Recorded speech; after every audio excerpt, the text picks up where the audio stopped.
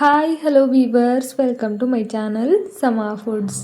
ಇವತ್ತಿನ ವಿಡಿಯೋದಲ್ಲಿ ಸಂಕ್ರಾಂತಿ ವಿಶೇಷ ಸಜ್ಜಿ ರೊಟ್ಟಿ ಜೊತೆಗೆ ತಿನ್ನೋದಕ್ಕೆ ಕೊರದ ಹಿಟ್ಟಿನ ಪಲ್ಯ ಅಥವಾ ಜುಣ್ಕದ ವಡೆನ ಹೇಗೆ ಮಾಡೋದು ಅಂತ ನೋಡೋಣ.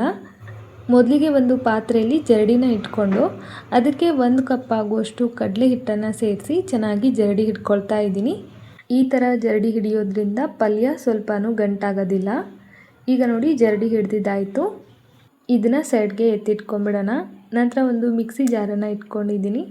ಇದಕ್ಕೆ 4 ಹಸಿರು ಮೆಣಸಿನ್ಕಾಯಿ, 1 ಇಂಚಷ್ಟು ಶುಂಠಿ, 1 ಗೆಡ್ಡೆ ಬೆಳ್ಳುಳ್ಳಿ, 1 ಕಡ್ಡಿ ಆಗುವಷ್ಟು ಕರಿಬೇವು, ಹಾಗೆ ಒಂದು ಸ್ವಲ್ಪ ಕೊತ್ತಂಬರಿ ಸೊಪ್ಪು, ರುಚಿಗೆ ತಕ್ಕಷ್ಟು ಉಪ್ಪು, ಅರ್ಧ ಚಮಚ ಜೀರಿಗೆ ಇದೆಲ್ಲ ಸೇರಿಸಿ ನೀರು ಹಾಕದೆ ಈ ಥರ ತರ್ತರಿಯಾಗಿ ಗ್ರೈಂಡ್ ಮಾಡ್ಕೊಂಡು ತಗೊಳ್ಬೇಕು. ಈ ಕೊರದ ಹಿಟ್ಟಿನ ಪಲ್ಯಕ್ಕೆ ಇದೇ ಒಳ್ಳೆ ಟೇಸ್ಟ್ ಕೊಡೋದು. ಈಗ ಈ ಹಸಿ ಖಾರ ರೆಡಿ ಆಗಿದೆ. ಇದನ್ನು ಸೈಡ್ಗೆ ಎತ್ತಿಟ್ಕೊಂಡು ಒಂದು ತಟ್ಟೆನ ಇಟ್ಕೊಂಡಿದ್ದೀನಿ. ಇದಕ್ಕೆ 1 ಚಮಚ ಆಗುವಷ್ಟು ಅಡುಗೆ ಎಣ್ಣೆನ ಸೇರಿಸಿ ಚೆನ್ನಾಗಿ ಸವರಿ ಇಟ್ಕೊಳ್ಬೇಕು. ಇದಾದ ನಂತರ ಒಲೆ ಮೇಲೆ ಒಂದು ಪಾತ್ರೆನ ಇಟ್ಕೊಂಡಿದ್ದೀನಿ. ಇದಕ್ಕೆ 1.5 ಚಮಚ ಆಗುವಷ್ಟು ಎಣ್ಣೆನ ಸೇರಿಸ್ತಾ ಇದ್ದೀನಿ. ಎಣ್ಣೆ ಬಿಸಿ ಆದ ನಂತರ 1 ಚಮಚ ಸಾಸಿವೆ, ಸ್ವಲ್ಪ ಜೀರಿಗೆ, ಜಾಸ್ತಿ ಬೇಡ, ಮಸಾಲೆಗೂ ಹಾಕಿರ್ತೀವಲ್ವ ಹಾಗಾಗಿ. ಜೀರಿಗೆ ಸಾಸಿವೆ ಚಿಟಪಟ ಅನ್ನೋವಾಗ 1 ಕಡ್ಡಿ ಕರಿಬೇವನ್ನು ಕೈಯಲ್ಲಿ ಚಿವುಟಿ ಸೇರಿಸ್ತಾ ಇದ್ದೀನಿ. ನಂತರ ಒಂದು ದೊಡ್ಡ ಈರುಳ್ಳಿನ ಸಣ್ಣದಾಗಿ ಕಟ್ ಮಾಡಿ ಸೇರಿಸಿದ್ದೀನಿ. ಹಾಗೆಯೇ ಗ್ರೈಂಡ್ ಮಾಡಿ ಇಟ್ಕೊಂಡಿರೋಂಥ ಹಸಿ ಖಾರ ಇದೆಲ್ಲ ಸೇರಿಸಿ ಕಲರ್ ಚೇಂಜ್ ಆಗಿ ಹಸಿ ವಾಸನೆ ಎಲ್ಲ ಹೋಗೋವರೆಗೂ ಸ್ವಲ್ಪ ಹೊತ್ತು ಬಾಡಿಸ್ಕೊಳ್ಬೇಕು. ಇವಾಗ ನೋಡಿ ಈರುಳ್ಳಿ ಮತ್ತು ಹಸಿ ಖಾರ ಎಣ್ಣೆಯಲ್ಲಿ ಚೆನ್ನಾಗಿ ಫ್ರೈ ಆಗಿದೆ. ಇಷ್ಟಾದರೆ ಸಾಕು. ಈಗ ಇದಕ್ಕೆ ಒಂದು ಅರ್ಧ ಚಮಚ ಆಗುವಷ್ಟು ಅರಿಶಿನದ ಪುಡಿನ ಸೇರಿಸ್ತಾ ಇದ್ದೀನಿ. ರುಚಿಗೆ ತಕ್ಕಷ್ಟು ಉಪ್ಪು. ಇದಕ್ಕೆ ಯಾವುದೇ ರೀತಿಯ ಮಸಾಲೆ ಪುಡಿನ ಹಾಕೋದಿಲ್ಲ, ಅಂದರೆ ಗರಂ ಮಸಾಲ, ಧನಿಯಾ ಪುಡಿ ಅದನ್ನು ಯಾವುದು ಹಾಕ್ದೇ ಹಾಗೇ ಮಾಡ್ತಾರೆ, ತುಂಬಾ ರುಚಿಯಾಗಿರುತ್ತೆ.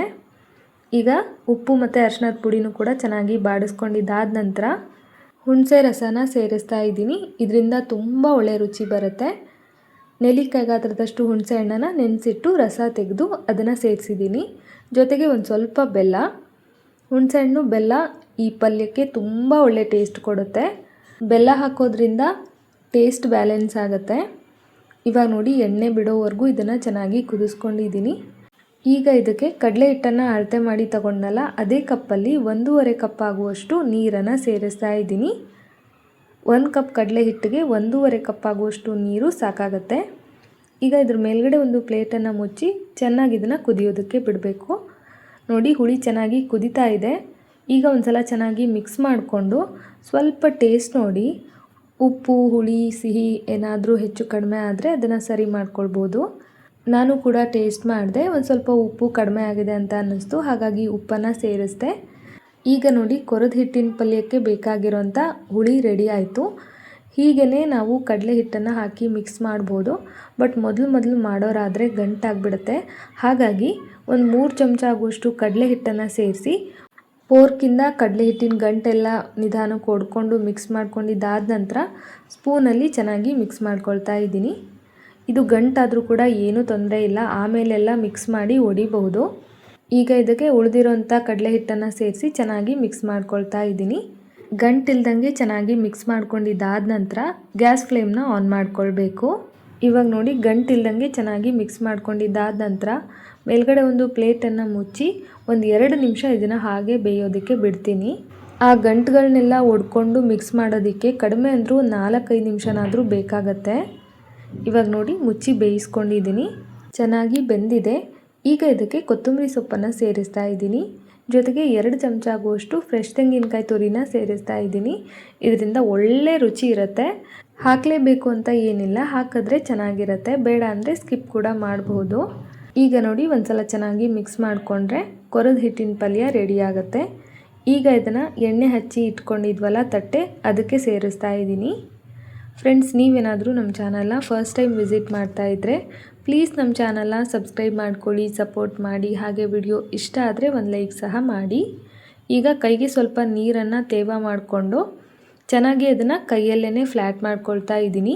ಇದಾದ ನಂತರ ಬಿಳಿ ಎಳ್ಳನ್ನು ಹುರಿದಿಟ್ಕೊಂಡಿದ್ದೆ, ಹಸಿದೇ ಹಾಕಬಾರ್ದು, ಚೆನ್ನಾಗಿರೋದಿಲ್ಲ. ಹುರಿದಿರೋ ಎಳ್ಳನ್ನೇ ಮೇಲ್ಗಡೆ ಹಾಕಬೇಕು. ಹಾಗೆ ಒಂದು ಸ್ವಲ್ಪ ಒಣ ಕೊಬ್ಬರಿ ತುರಿನ ಕೂಡ ಸೇರಿಸ್ತಾ ಇದ್ದೀನಿ. ಹಾಗೆಯೇ ಒಂದು ಸ್ವಲ್ಪ ಕೊತ್ತಂಬರಿ ಸೊಪ್ಪನ್ನು ಕೂಡ ಹಾಕಿದ್ರೆ ನೋಡೋದಕ್ಕೂ ಕಲರ್ಫುಲ್ ಆಗಿರುತ್ತೆ, ತಿನ್ನೋವಾಗಲೂ ರುಚಿ ಅನಿಸುತ್ತೆ. ಈಗ ಇದನ್ನು ಪೂರ್ತಿಯಾಗಿ ತಣ್ಣಗಾಗೋದಕ್ಕೆ ಒಂದು 30 ನಿಮಿಷನಾದರೂ ಹಾಗೆ ಬಿಡಬೇಕು. ಈ ಪಲ್ಯ ಎಷ್ಟು ರುಚಿಯಾಗಿರುತ್ತೋ ಇದಕ್ಕಿಂತ ಜಾಸ್ತಿ ಈ ಥರ ತಳ ಹಿಡ್ದಿರುತ್ತಲ್ಲ, ಇದು ತುಂಬ ಚೆನ್ನಾಗಿರುತ್ತೆ. ನನಗಂತೂ ಇದು ತುಂಬ ಇಷ್ಟ. ಉತ್ತರ ಕರ್ನಾಟಕದವ್ರು ಯಾರಾದರೂ ಈ ವಿಡಿಯೋನ ನೋಡ್ತಾ ಇದ್ದರೆ ನಿಮಗೂ ಕೂಡ ಇದೇ ಥರ ತಳ ಹಿಡ್ದಿರೋ ಹಿಟ್ಟಿನ ಪಲ್ಯ ಇಷ್ಟ ಆಗುತ್ತಾ ಅಂತ ತಿಳಿಸಿ. ನನಗಂತೂ ತುಂಬ ಇಷ್ಟ. ಇವಾಗ ನೋಡಿ 30 ನಿಮಿಷ ಆಗಿದೆ. ನಾನಿಲ್ಲಿ ಡೈಮಂಡ್ ಶೇಪಲ್ಲಿ ಕಟ್ ಮಾಡ್ಕೊಂಡಿದ್ದೀನಿ. ಹೆಂಗೆ ಬೇಕಾದರೂ ಕಟ್ ಮಾಡ್ಕೊಳ್ಬೋದು. ಇದನ್ನು ಬಿಸಿ ಬಿಸಿ ಚಪಾತಿ, ರೊಟ್ಟಿ ಅಥವಾ ಕಟ್ಟಕ್ಕೆ ರೊಟ್ಟಿ ಜೊತೆಗೂ ತಿನ್ಬೋದು. ಹಾಗೆ ತಿನ್ನೋದಕ್ಕೂ ಕೂಡ ಸೂಪರ್ ಆಗಿರುತ್ತೆ. ಐ ಹೋಪ್ ಇವತ್ತಿನ ಈ ವಿಡಿಯೋ ನಿಮ್ಮೆಲ್ಲರಿಗೂ ತುಂಬಾ ಇಷ್ಟ ಆಯಿತು ಅಂದ್ಕೊಳ್ತೀನಿ. ಮುಂದಿನ ವಿಡಿಯೋದಲ್ಲಿ ಮತ್ತೆ ಸಿಗ್ತೀನಿ. Bye friends. Thank you so much.